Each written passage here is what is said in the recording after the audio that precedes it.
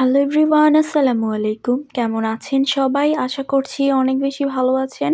আজকে আমার আম্মু সকালবেলা কি রান্না করেছেন, দুপুরবেলা কি রান্না করেছেন, কি দিয়ে খাওয়া-দাওয়া হলো, সবই থাকছে আজকের এই ভিডিওতে। তো আম্মু সকালবেলার নাস্তায় আজকে ২ রকমের ভাজি করেছিলেন। একটা হচ্ছে মিষ্টি কুমড়া ভাজি।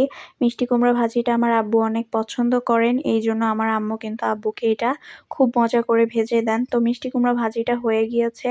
এরপরে আমার আম্মু আমার পছন্দের পুঁটি মাছ ভেজে দিচ্ছেন। এটা হচ্ছে বিলের ছোট ছোট পুঁটি মাছ। এই মাছগুলো মুচমুচে করে ভাজলে আমার কাছে সাদা ভাত দিয়ে খেতে বেশ মজা লাগে।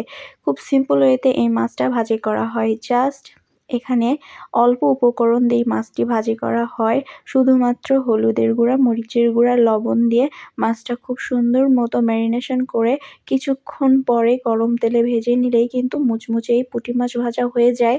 এটা আমার মনে হয় সব বাঙালি অনেক বেশি পছন্দ করেন। আমার কাছে কিন্তু বেশ ভালো লাগে এই মাছ ভাজি খেতে।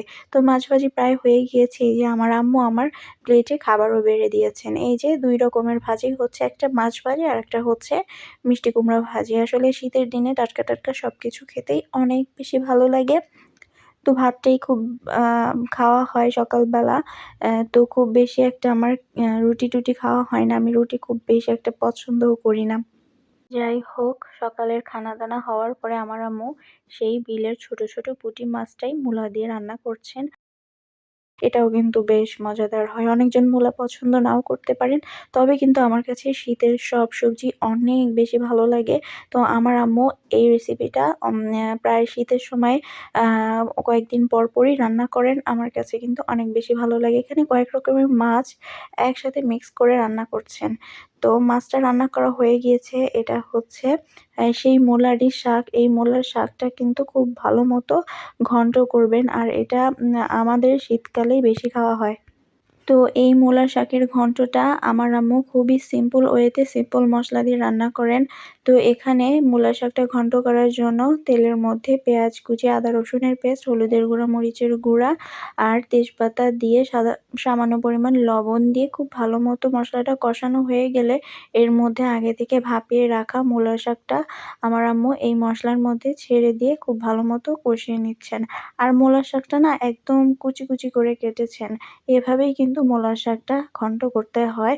তো যখনই এই মূলার শাকটা ভাজি করা হয়ে যাবে তখনই কিন্তু এর মধ্যে একটু আটা আর জিরা গুলিয়ে খুব ভালো মতো এর মধ্যে দিয়ে মিক্স করা হচ্ছে, যাতে করে এই ঘন্টটা আঠালো হয়। আর আঠালো হওয়ার জন্য এর মধ্যে চালের গুঁড়ি বা ময়দা অথবা আটা ব্যবহার করা হয়। এই যে দেখেন, এই ঘন্টটা রান্না করা হয়ে গিয়েছে। আজকে শুধু ঘন্টটাই এমনি এমনি রান্না করা হয়েছে। এর মধ্যে চিংড়ি শুটকি দিলে বেশ মজা লাগে। আর এই যে দেখেন, দুপুরের সেই বিলের ছোট ছোট মাছটাও মূলা দিয়ে রান্না করা হয়ে গিয়েছে। এরকম তরকারি খেতে আমার কাছে বেশ ভালো লাগে। তো আমার আম্মু আমার পছন্দের খাবার-দাবারই রান্না করেন। তো এটা ছিল গরম ভাত। তো আজকে বাসায় কি রান্না হয়েছে, কি খাবার-দাবার খেয়েছি সবই আপনাদের সাথে শেয়ার করলাম। এই ছিল আজকের ভিডিও। সবাই ভালো থাকবেন। আল্লাহ হাফেজ।